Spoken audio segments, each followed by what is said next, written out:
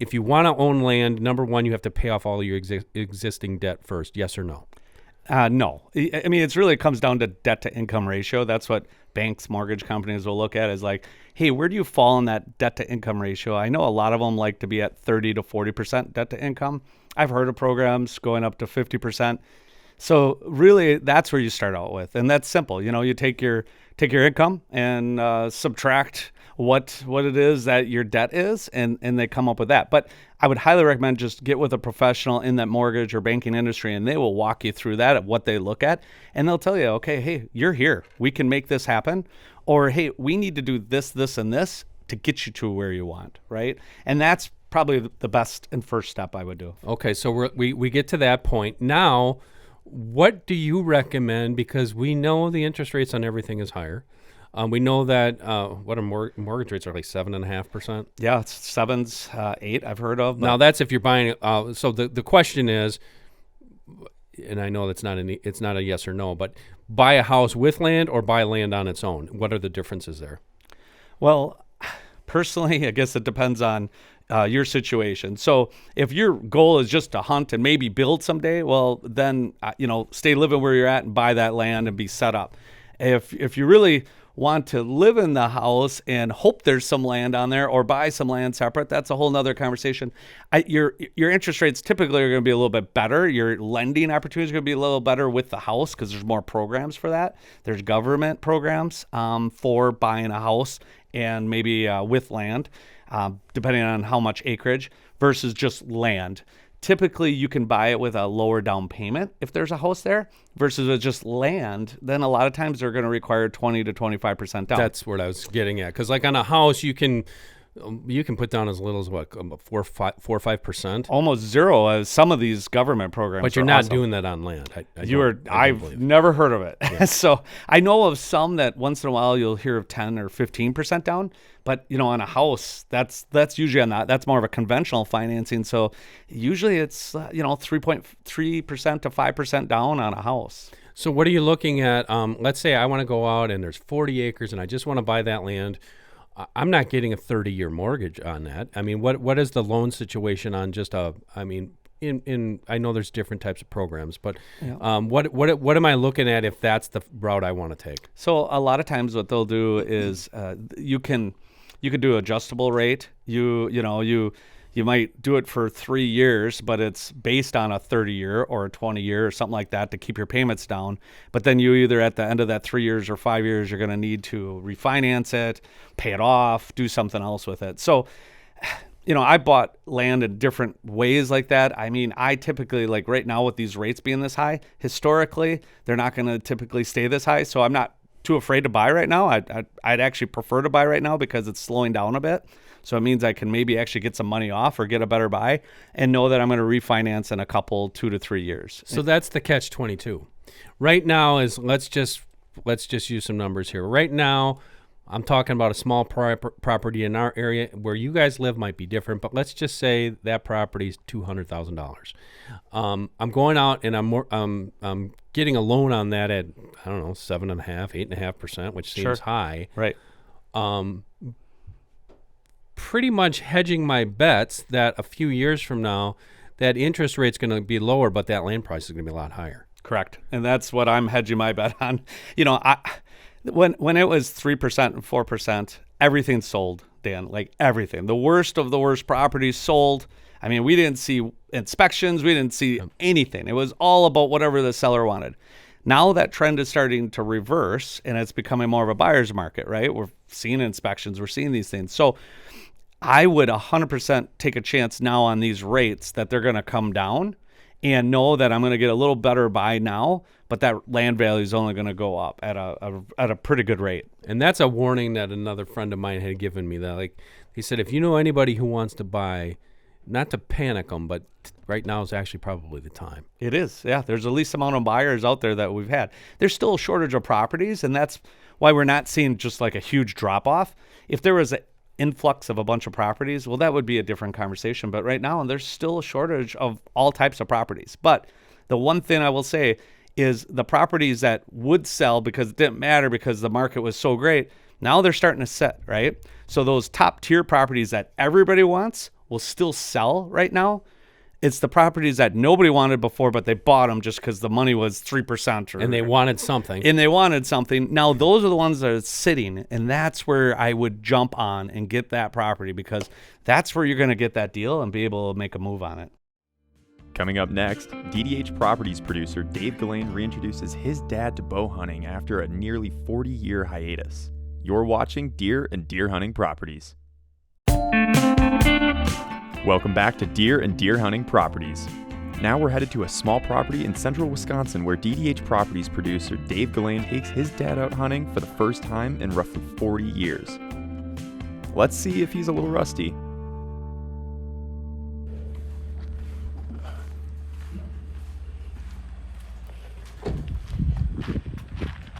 You ready? Yeah, I'm ready. Do I look ready? Yeah. Nice. When's the last time you hunted? 17, 18 Years old, not years years ago. old, yeah. And I'm 39 now, Okay. plus 20. So to give you a quick little backstory about my family as it pertains to deer hunting. I grew up predominantly in Southern California in the city, and I never deer hunted in my life until I landed this job. My dad, on the other hand, grew up small town Wisconsin. He's your typical old timer, grab your 30-30, grab your recurve bow, go out and sit at the base of a tree until something walks by. We need the bow because I don't catch them as fast as I used to. So I bought a small acreage in Wisconsin that I've been hunting for the last few years. And the rest of my family actually kind of followed me and moved back to Wisconsin as well. I decided, look, after getting a few deer myself, I felt more than comfortable bringing my dad over, setting him in a spot where I knew there was going to be a pretty good chance of seeing a deer.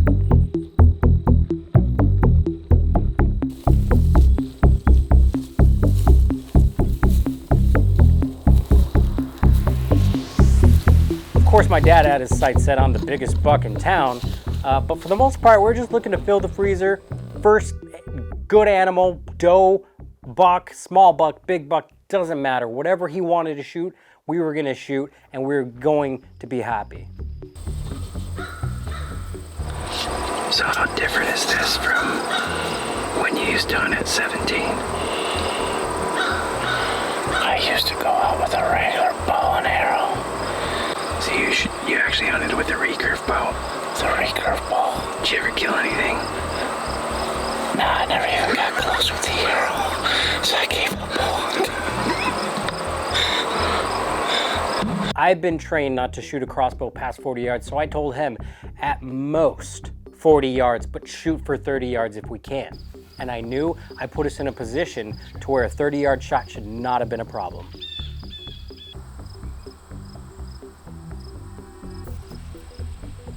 Now this was his first time with a crossbow, so we sit for a couple hours until we see our first doe.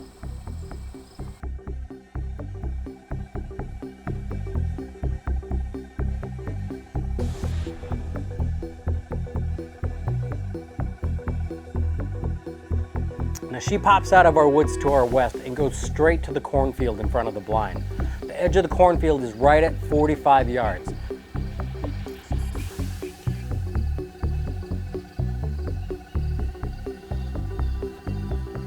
And then she actually goes up into the corn, and we think we lose her.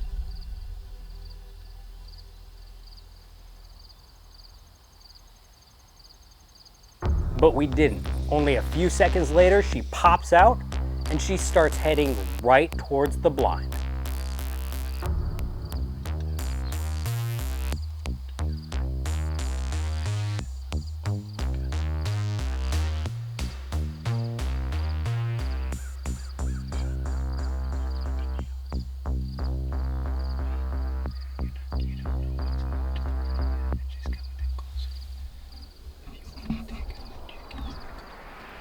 She starts walking towards us, and I'm telling him, wait for a broadside shot. Wait for a broadside shot.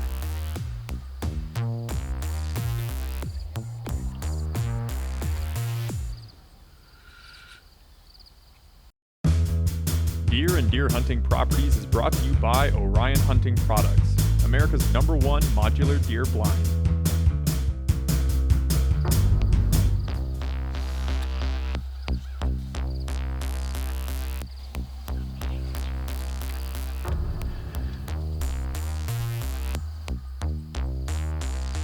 I'm telling him, wait for a broadside shot. Wait for a broadside. She's crashing. Get me in.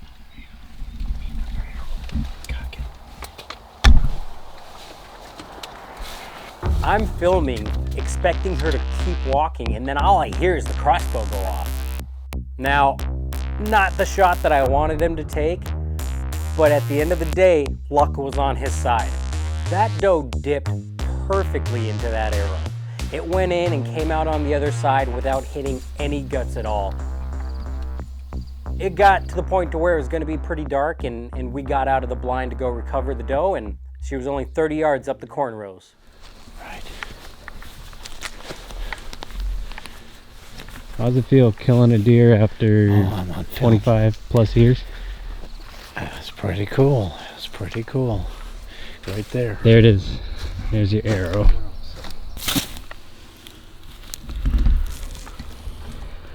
Oh yeah. Looks like my fingers are a little dirty there. Looks like some good blood. Yep. Now let's go find her. Yeah, we know she didn't go far. After you. Yeah, there's blood. Is that blood there? That's a leaf. See, I can't see that good right now.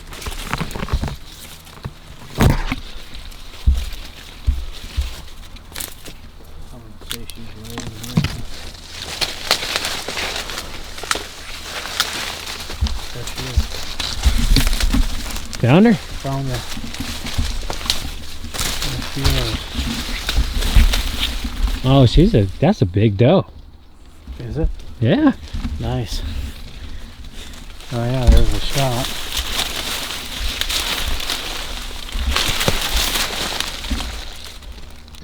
It's been about 30 some years since I bow hunted, and we nailed her. I nailed her. And there was two other ones there, or one other one at that time.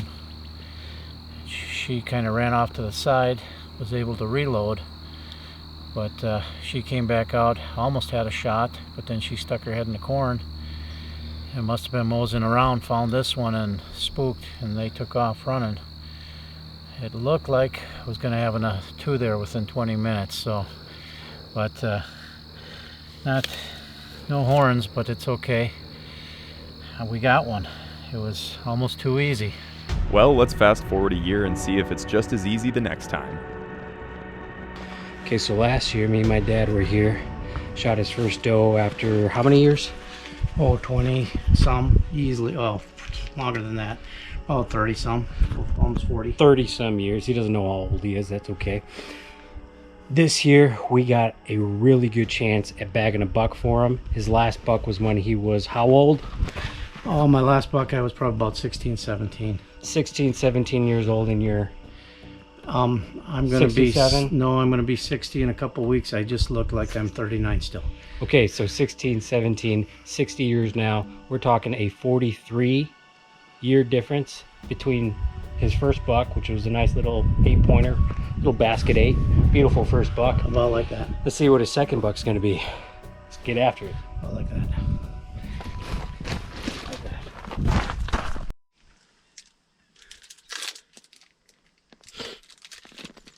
It's like bringing a kid to the blind.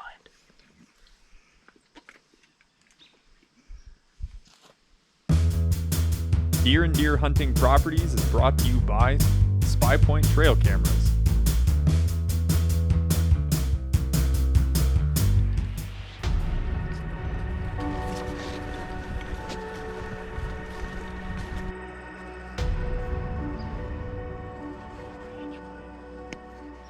So, Dad, what would it mean to you if you got a buck for the first time in 43 years? I get to eat meat this year. So we get out to the blind, and it doesn't take more than 10 minutes before we start seeing deer. Shortly after, a small 8-pointer comes in and puts on a show at 20 yards for us. Now, yeah, this buck was small, but he was still a lot bigger than the buck that my dad had shot at 17. So I gave him the option of shooting it if he wanted, but he decided to pass because there were a few more bigger bucks just down the field behind this guy. Another 5 minutes and a nice 9-pointer comes in right behind this little buck. Now he was coming straight at us, but this guy definitely got my dad's heart rate going. If he gave us a perfectly broadside shot, we were gonna take this. And no, my dad promised this year he was gonna wait for a perfectly broadside shot.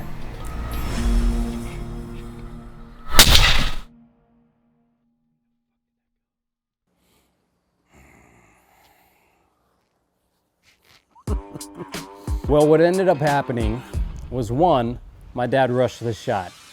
His heart rate was going, it happens to all of us, he got that buck fever set in, and it just didn't work out. But two, turns out the arm of the blind was perfectly in line with where his arrow was going, and that arrow deflected off of that arm and ended up somewhere in Michigan. But man, my dad has to be simultaneously the luckiest and the unluckiest hunter in the deer woods. Not 5 minutes later, the buck that we just shot at decided to come back out, straight at the blind, a little off to the right this time, but he decided to start feeding at 35 yards, perfectly broadside. I nailed him. You got him. I heard it hit. I did too. No, he didn't.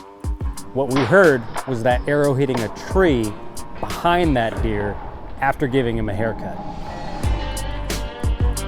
Goes to show, doesn't matter how long you do this, how often you do this, when that heartbeat is pumping, you don't notice things. So we both thought it was a success. Turns out it definitely wasn't. That deer is unharmed.